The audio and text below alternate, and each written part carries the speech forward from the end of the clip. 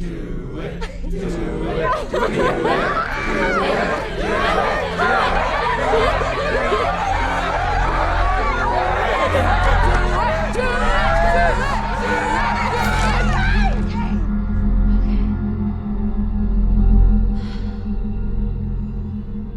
to me.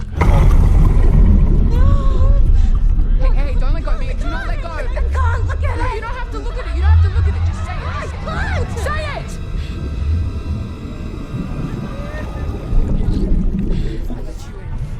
I let you in. I let you in.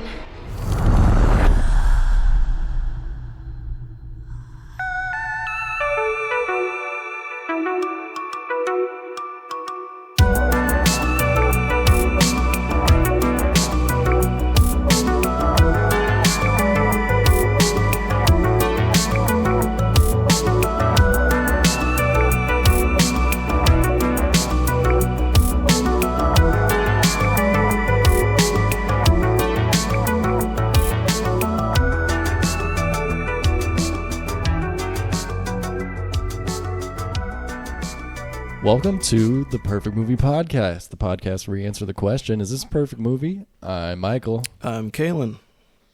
And today we are continuing our Halloween series where we are comparing and contrasting James Wan's horror movies versus A24 horror movies. This is going to be the last one for the year for the Halloween series. We'll be doing Talk to Me, which came out this summer. Yes. It's an A24 movie directed by Michael and Danny Filippo, who are known as Raka Raka on YouTube. Michael, you made this movie? Nope. There's many Michaels in the world, Kalen. Oh, okay. So, you want to know a true story? Speaking of many Michaels in the world, this one's a little trippy and I think might turn my life upside down. Hold on. Listen. So, my coworker, right? Her ex-husband, is the manager at Cub Foods, a local Cub Foods. Okay. Maple Grove, right? So he manages the dairy department. She needed to know his schedule. So she's got a picture of his schedule. At the Maple Grove Cub Foods, there is a Michael Cushing that works in the dairy department. What the hell? So I'm thinking I might just hunt him down, and I'm imagining I'm just going to meet my doppelganger. It's going to be like Looper or something. Yeah. Or something like that. So yeah, I'm imagining there's either going to be like a sci-fi twist to my life coming soon, Okay. or like a time travel, or maybe a like thriller, like identity stealing. You know, it's just there's no reason there should be another Michael Cushing this close to my orbit. Unless he came back from the future to warn you about movies in the future. It could be. I gotta find this guy. Maybe he's going to tell you that the aliens destroyed us anyways because they think our movies are shit. So we gotta find betterer movies. Yes. We gotta find a better list. We gotta raise our standards. Yeah. Anyways, talk to me. I actually went and saw this movie in the theaters. It was like the worst theater experience I've had in a long time. Not that I venture to the theaters regularly, but went to go see this. I think it was near opening weekend. And it was just at an AMC that was just like absolutely throttled at like midday. It was like a 3:30 on a Wednesday. Was it the Roseville one? I That's usually the better AMC. forget which one it was. I think it might have been... No, it wasn't Southdale. Doesn't matter. AMC I was at just completely slammed. Like 40 people in the concessions line with like one worker, you know, like that type of situation. Get in the theater. Somebody's in our seats, you know, like it's just like packed, almost no empty seats. And, you know, there's a guy that like walks out to answer his phone 4 times in the movie, and like just everybody's a little too loud. And still, I was like, damn, talk to me. That was excellent. That was a really good movie. And there was a large amount of teens, because I think because this movie is kind of about people doing like a TikTok challenge. Yeah. And I think was a TikTok marketed movie, that there was a lot of teens that got into this rated R movie, and I bet they were fucking disappointed. TikTok, we can relate to that. They're like, I know about doing challenges. I know about this piece of Chinese technology. I know what that is. These kids have phones. Oh my god, I relate. So despite a quite bad theater experience and just a packed and smelly and loud theater, I had a good time. That sounds like a nightmare. A bad time, but I thought this movie was good when I left. Yes. And I watched it again recently. Kaylin. I also, well, I didn't watch this in the summer, but I watched this recently. And it was great. I had a good time with it. It actually, like, kind of left me with the same type of feeling I had watching Hereditary, which is funny because these are both A24 movies. Maybe they're doing something right. I don't know. But it affected me afterwards. And that was, like, it's pretty interesting. Speaking of A24, there's big news that A24 is wanting to get into like blockbuster and franchise movies. They're trying to get the rights to Halloween, so that might be interesting. Like permanently? Oh Yes. no, they didn't produce the David Gordon Green ones. No. Interesting. Yeah, Listen, I think if I wanted them to do anything, it could be a Halloween movie. Yeah, I just don't want it. I don't need the like. I don't know, A24's Mission Impossible or whatever. I whenever we hear about these studios that have a great track record trying to break more into the mainstream, I always get a little worried, you know, but we'll see.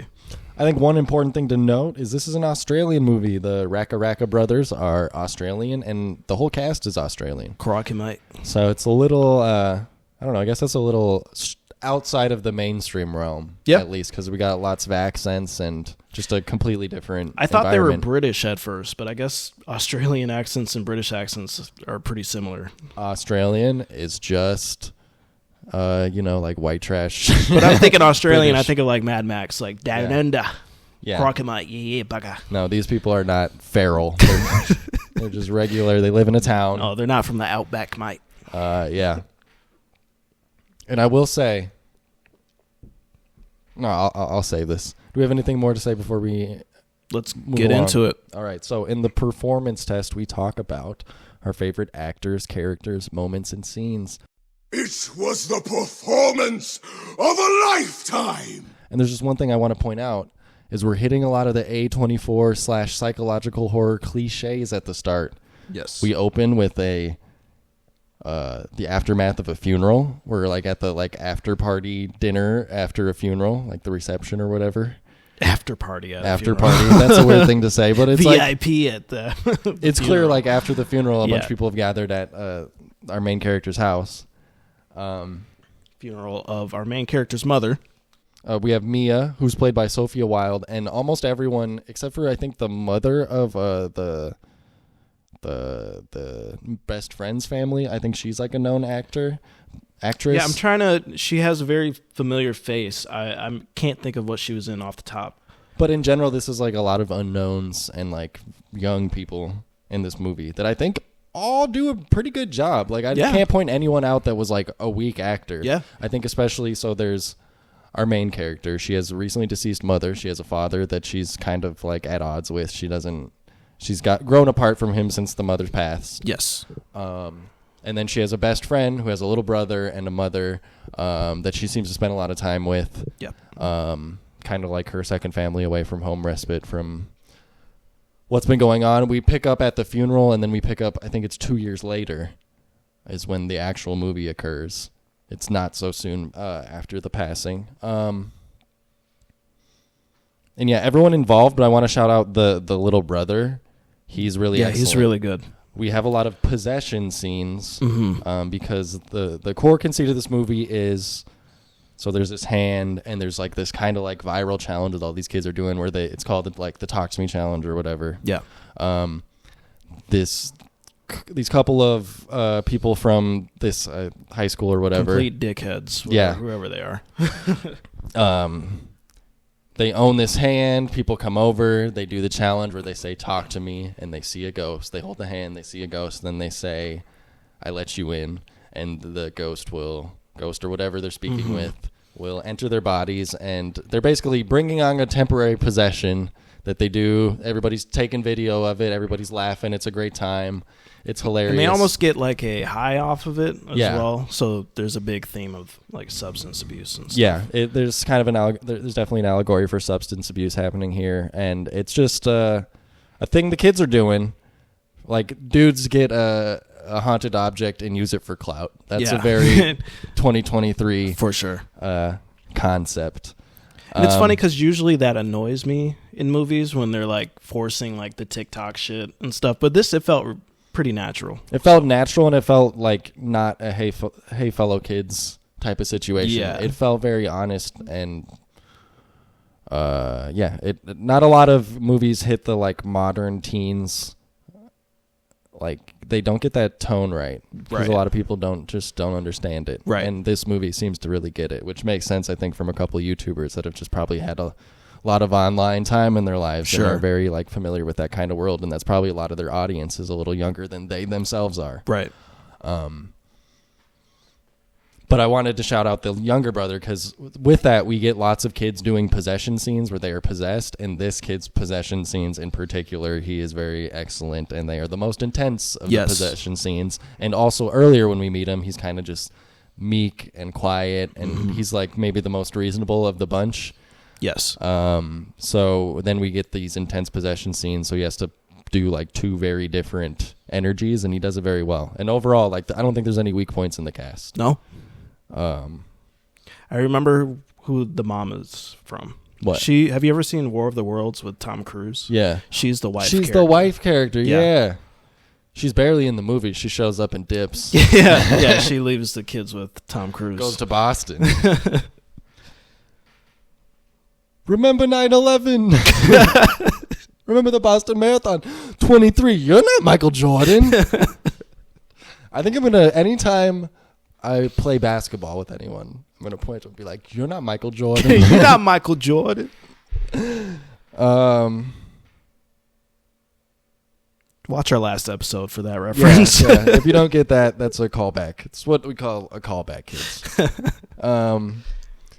One thing I will say about this movie is it gets really tense and serious, but it spends a lot of time making you feel safe. Yeah. I think Yeah. it does like a really good job, like lulling you into this, like, okay, these kids are doing this challenge and something is probably going to happen, but I don't think it prepares you for what suddenly happens at the end of our big, like, Right. there's like a real fun montage where everybody's doing the challenge and everybody's just having a great time. It's hilarious.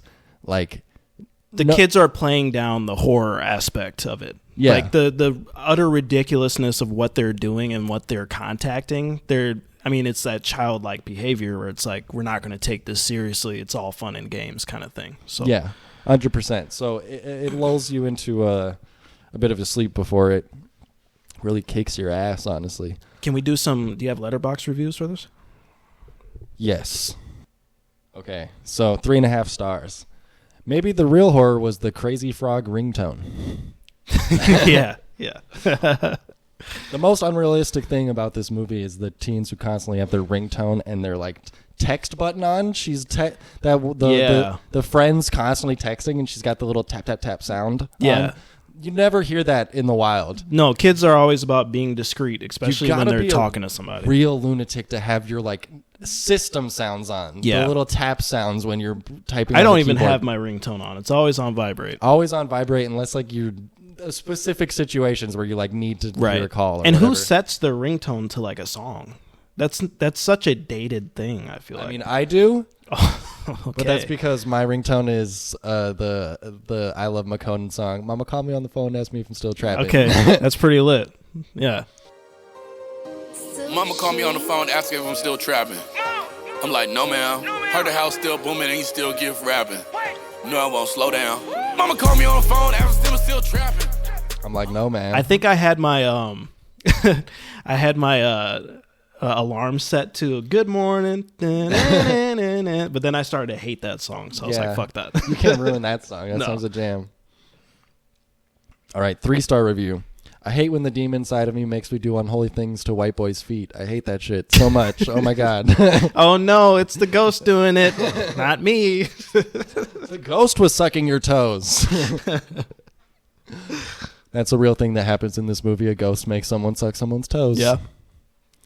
2 stars. Terrifyingly imagines a world where Gen Z loves Sia. I don't really get that one, but I think there's a Sia song in here.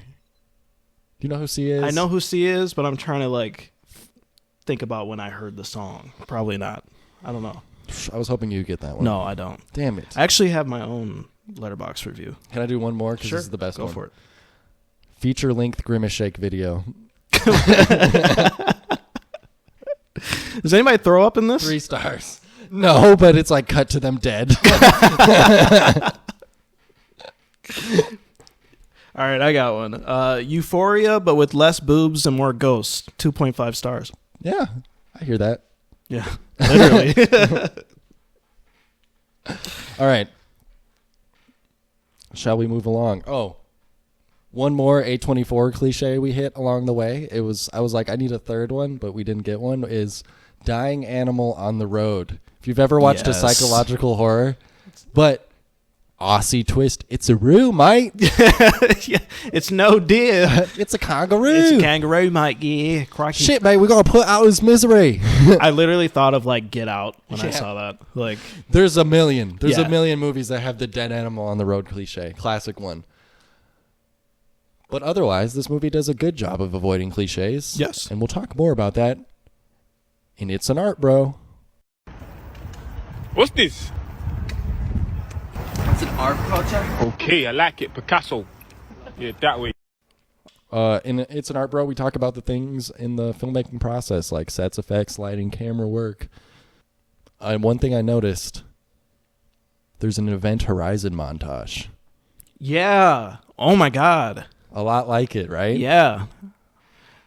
I think if this was the movie, like, this could have done the same thing to me if I watched it, like, when I watched Event Horizon. Yeah. And I was really down, and I watched that shit, and I was like, oh my god, death. No, that scene was pretty fucking disturbing. So maybe let's go. I highly recommend Talk to Me. I want to do some spoilers, so maybe before that, do you also recommend Talk to Me? Oh, Caleb? absolutely. I think it's one of the better horror films to come out recently. I'd say you should support it just so we get more people from outside the like Hollywood realm getting the opportunity to make Yeah. movies. Like Yeah. we have some Australian YouTubers that's pretty far out of the spectrum of like people that get to make feature-length films. I think we mentioned it before, but I think there's like not a renaissance, but there's more YouTubers who are getting this kind of platform. I know the kid who made The Backrooms, he's doing a feature-length film. I think he got an A24 deal. yeah, that could be interesting. We had Skinamarink was from a YouTuber. Mhm. I just like to support. It's an original idea, and from people that are outside of the realm, because Hollywood is a very closed system. If you don't know somebody, if you aren't the son or daughter or cousin of somebody, you got to know somebody oftentimes, and Sure. it's just like it's good that people outside of that. I mean, these guys are more competent than a lot of people. a lot of directors that have been in the game for years. So Yeah. So the deal is we get a great montage where we watch all these people have a great time like doing this Talk to Me challenge shit, basically. And then at the very end, the younger brother of the best friend, he does it for the first time, and he gets just annihilated. fucked up. Like really messed up. Like life support in the hospital messed up.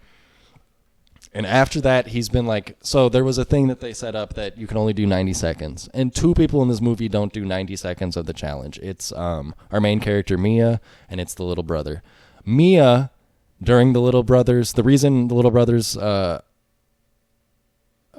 opposite of exorcism, possession doesn't go well, is Mia feels like the ghost that she's speaking to that has taken over is Mia's mother. Yes. And she starts talking to it, and she doesn't want the session to end because she's reconnecting with her dead mother. Right. He goes for like 2 minutes, and then things go left. He's smashing his face on a wall or on a shelf, and he just is gushing blood. Gruesome Absolutely, like, and it's like the sweetest kid Yeah. of the crew. So it hurts extra. Yeah. Like you really like want this kid to make it safe. Like you from the very beginning, you're like, this kid, I like him. Yeah. I think like, you know, you get him and he's like the one that seems the most not responsible because he wants to do it, but he's pretty reasonable and he's the best mannered. Well, it's like, I mean, I think of the scene when like he's scared after the first one and he's trying to go sleep with his sister. Because I mean, like, who can't relate to that? Yeah. You know what I mean? I mean, he's like he's baby brother. Yeah.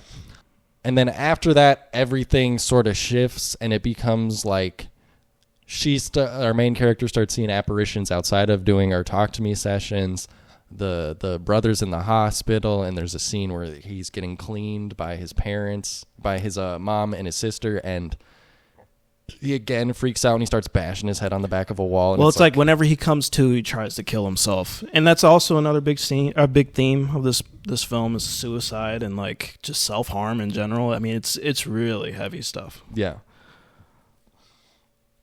So in the background of all this, the mother apparition, it skates a line where for a while I think you think that this is Mia's mother. Like maybe she is actually speaking to her. Yeah. But over time, the sort of conversations and the statements of it get darker. So like there's a revelation later that Mia's mother, at first Mia thinks she just accidentally overdosed, but the reality was that she killed herself. Yes. And Mia's mother tells her that at the midpoint of this movie, or actually towards like the start of the third act of this movie. And the apparition says, no, that's a lie. Your father is dangerous and he's going to kill you. Yeah. And that's when you start to maybe get the sense that this is not... Something more sinister. Something more sinister is at work. Yeah. And there's been a lot of things before and after that, but the general thing is it is not actually Mia's mother that we were speaking with. It is some sort of like demon or some other entity that's attached to this and is just taking advantage of her like vulnerability in this way to control her and help her like do the spirits or demons' will, basically. I want to talk about one scene that actually like gave me chills. The scene where she's first kind of like talks to her mother by herself and they crawl into bed with each other and they're just kind of like cuddling on the bed. That scene gave me fucking chills. Yeah. It doesn't do the typical ghostly cliches. There's not like jump scares really. There's not any of that. You don't really even see ghosts in the corners and stuff. I mean, No. you do once in the toe sucking scene, but yeah. It's more just when they arrive, these spirits are really vile and disgusting, and that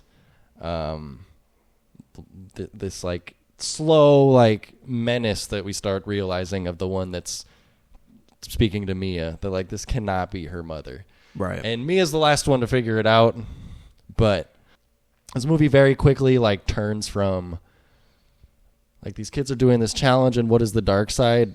It turns into like a total tragedy. Yeah. Like really. Yeah. It's really like a cautionary tale.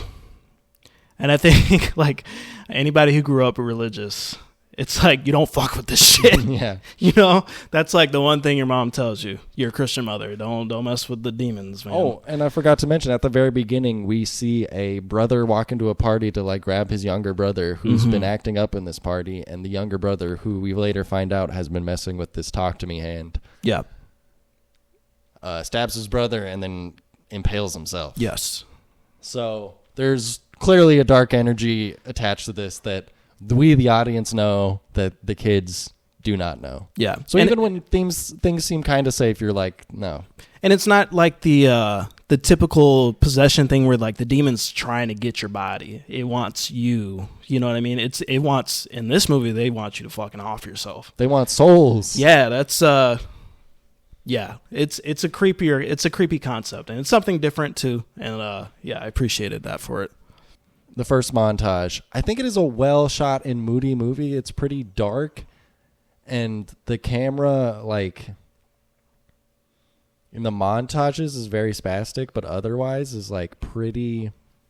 It's pretty. It's pretty still, but it's Yeah. like crisp and It's vibrant, and it's like it really like holds on people's faces and the reactions and stuff. I really love in the montage the shot where the chair is flipping or it's turning, and with the person strapped to the chair, it's super well done, really well executed. It's very visually appealing, but it doesn't really do anything too different.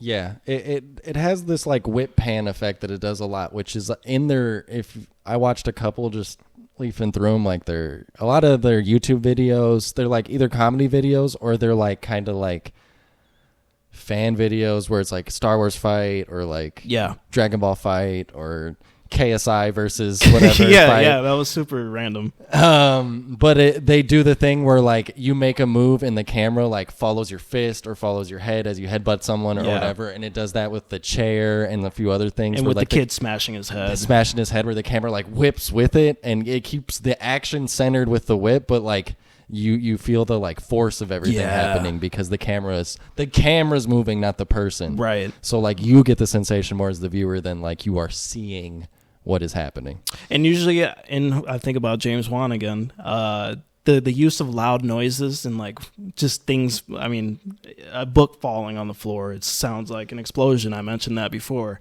I think this movie is also very loud, but I think that camera work really adds to the effect of it. And like this is going to be like the spoiler for the very ending. So again, I recommend it if you don't care about the spoilers. Here's your warning. The very last scene where the spirit is telling her to kill the little brother because he is in pain right now, and you need to set him free from this pain that he's in.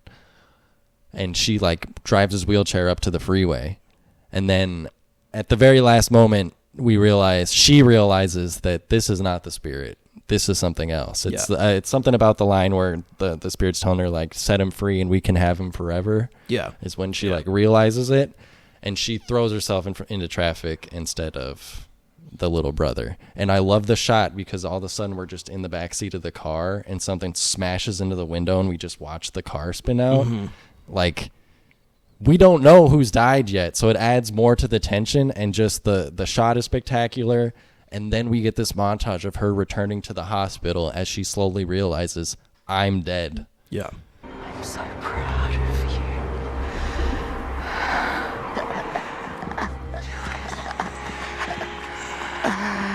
Take care, my darling girl.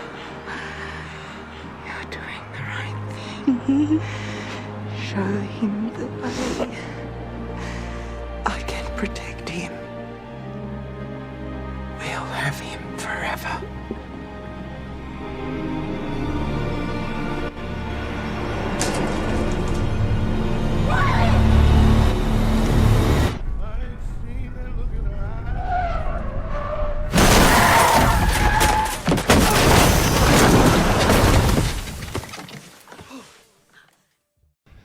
And she sees her dad, and her dad walks down the hallway and leaves her, and like everything collapses in around her before there's just a point of light.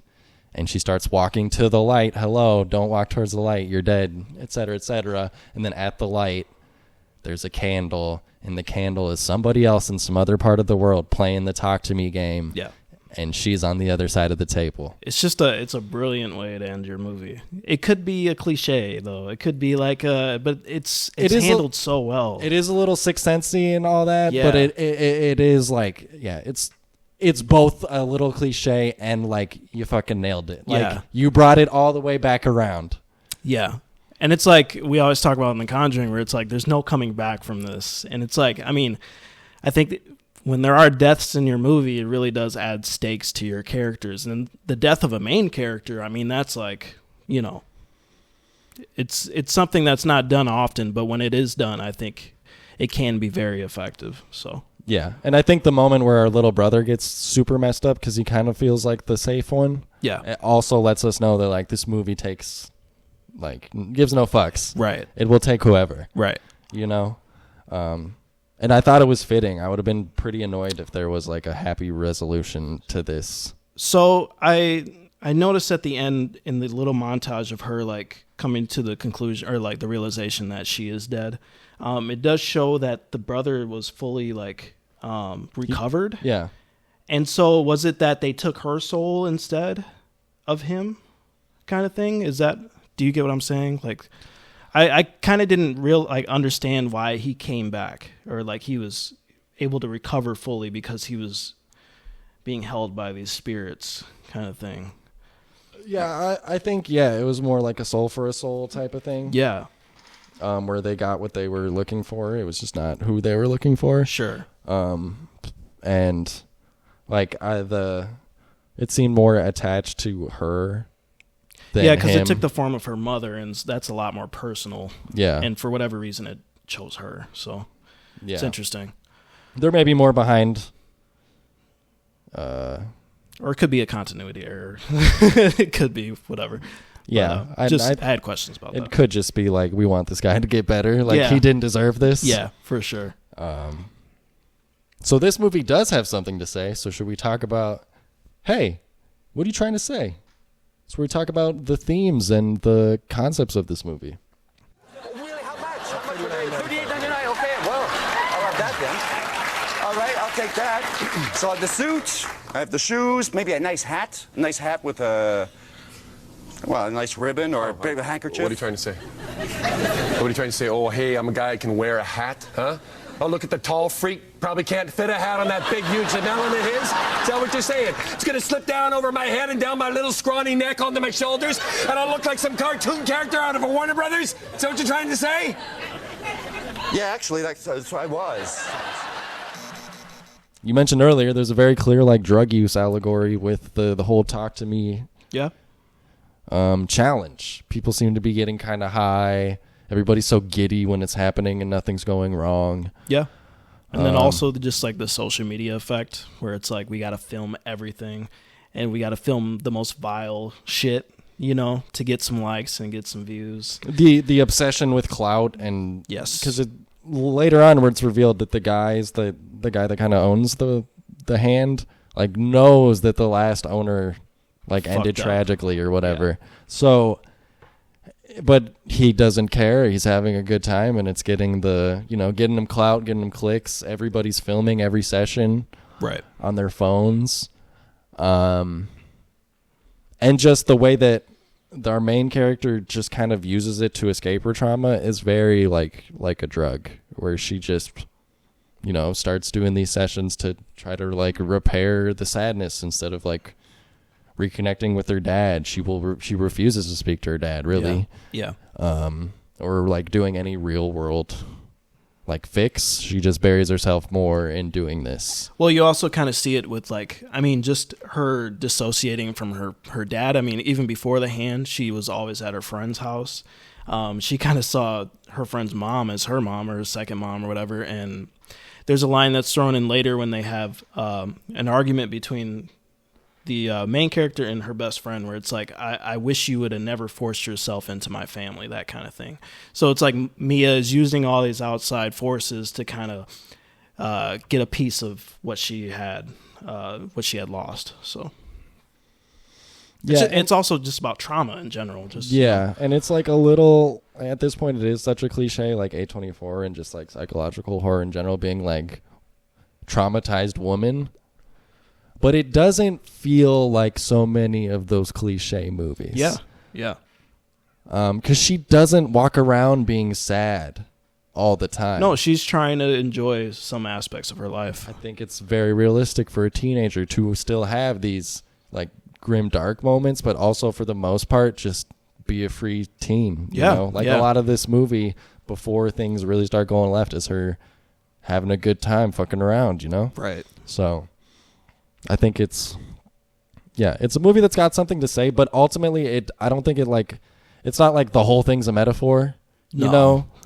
Like it has something to say, but it's still like a horrific and like it has horror sequences, and it also like you walk away like with that like gray cloud over your head. Yeah, I mean it's very similar to Hereditary in that aspect, where it's like Hereditary had some things to say too, but it really did focus on the horrific things that you're seeing and that these characters are going through. And I this movie, the visuals just really stuck with me. I don't know, the self-harm stuff, I don't like it. It bothers me, and so like I I felt that in the pit of my stomach, like you were saying. Like it's just, yeah, it's gross. And we can maybe touch on the Event Horizon scene a little bit. It was just like, what the fuck? Like, there's a woman eating a baby. It was weird, man. Yeah, so like the apparition gives our main character a vision basically of what she says is happening to the little brother, and it's just him getting like, it's just naked bodies covered in blood, and they're like tearing at him and eating him, and there's someone eating a baby, and it is very Event Horizon, and it's just like she's basically saying he's in hell and he's gonna be in pain until forever. Yeah. Unless you put him out of his misery. So even when Mia is completely wrong, she is trying to do things for the right reasons. Yes. Do we have anything else to say, or should we let the hate flow through you? Let's do it. Good. Use your aggressive feelings, boy. Let the hate flow through you. Let the hate flow through is where we air out our annoyances and our complaints. Something I touched on a little bit earlier, just with the social media stuff. It can feel a little forced sometimes. And I guess I can't really cause I just think back to like the new Ninja Turtles movie, where I feel like they kind of took that aspect of like teenagers, modern teenagers, and it felt like it was written by a bunch of 40-year-olds, you know. But with this, I felt like it was a little more tasteful and a lot better done, just because, I mean, these guys are YouTubers and they know the landscape. But sometimes it can be a little irritating. I thought not the owner, but the other person that was part of the Talk to Me like crew. He was over the top. Or always leaned up against something, sitting on something, smoking a cig or drinking something, and just being like, "Yeah, what the fuck's your deal?" Well, she comes in the girl's house and it's like smoking a cig in this chick's house, and it's like, this is her mom's place, and then he just takes out and flicks it onto. You could have started a fire or anything.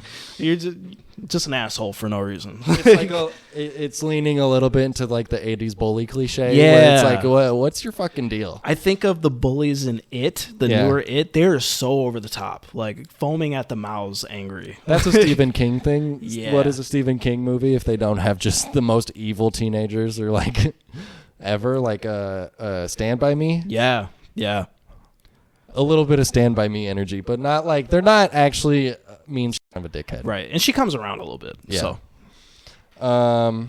The only real thing, I didn't have anything about the actual movie, but then the movie ends and then it's like some shitty rap song over the credits, and I'm like, what the fuck is this? Yeah. It felt like it should have had something a little moodier and maybe play that as the second song on the credits. Yeah, it felt like the end of a Euphoria episode. Yeah. I was like, I don't know what this is. It just felt completely out of place. Yeah. There's some like shitty Australian like rapper or something. Yeah, other than that, I mean, there's not much. I think maybe I wish it was a little moodier in some scenes. I wish the lighting was a little bit more moodier. But, I mean, these are little nitpicks. There's not much that I really dislike in this. And it's pretty low budget, but never does it feel cheap. Right? Like, it's extending its reach exactly as far as it can reach. Sure. You know? And it looks like a modern movie. I mean, like a very well-done movie. And there's, like, pretty minimal, like, effects. Yeah, everything is practical. I mean, like the ghosts and stuff, they're all like got the makeup on and everything, and it doesn't look bad. It looks pretty good. No, it's all pretty gross. Like I'm thinking the first ghost that she sees, and I think that comes again, the toe sucking ghost. Like she's fucking disgusting. Yeah. Yeah. So not a lot to hate on. Should we answer our final question? Is this a perfect movie? You lost a baby brother. Perfect in every way. I had a baby brother. I had a little baby brother. And he was perfect. Perfect in every way. Whew, I'm going to have to think about this for a second.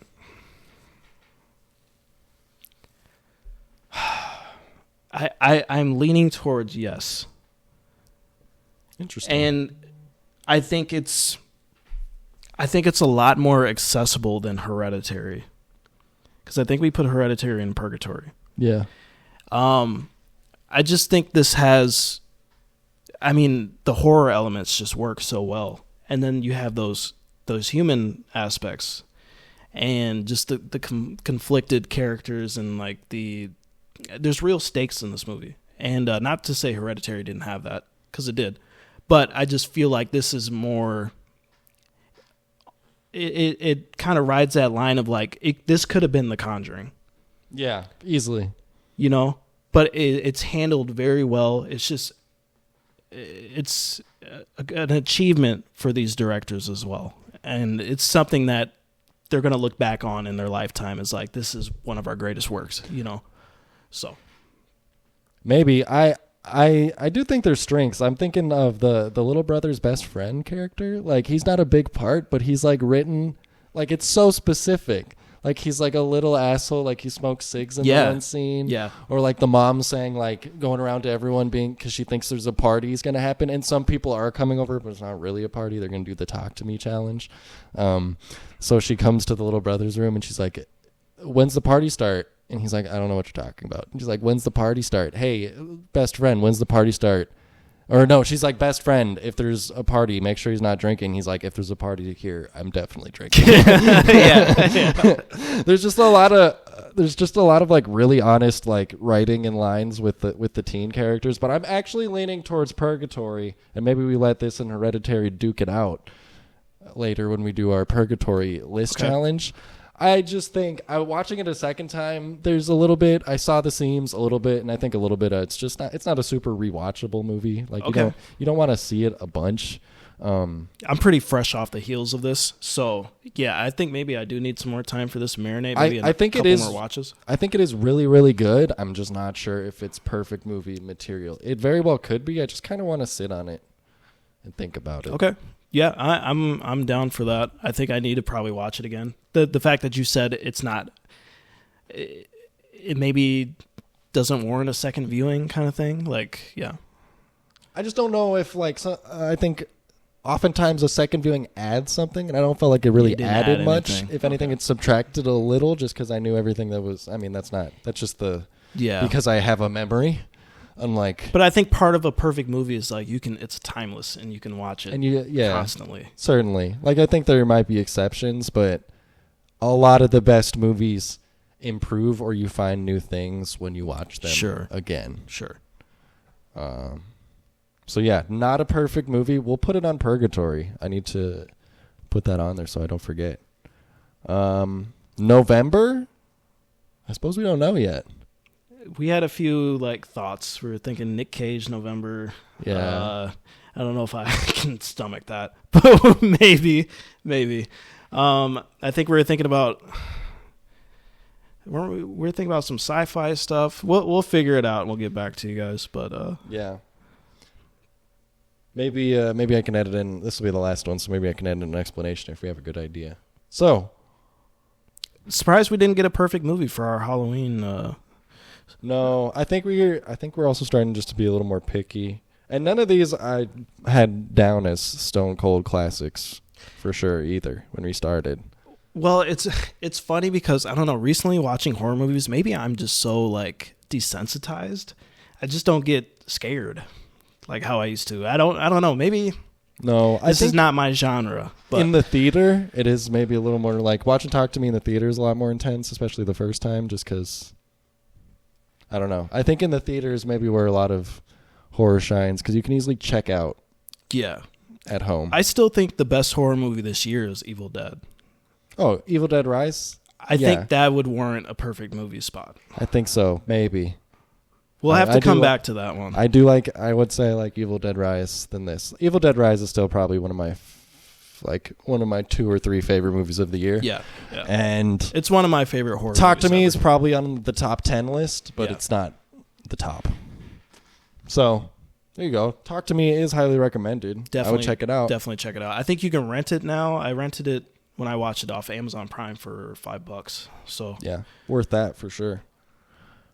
We will see you in November. Peace.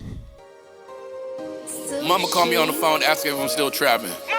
I'm like, no, ma'am. Heard the house still booming and he still gift rapping.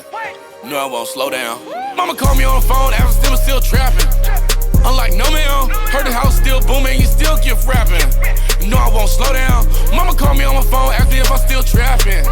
I'm like, no ma'am. Heard the house still booming and you still get rapping. No, I won't slow down. Mama called me on the phone.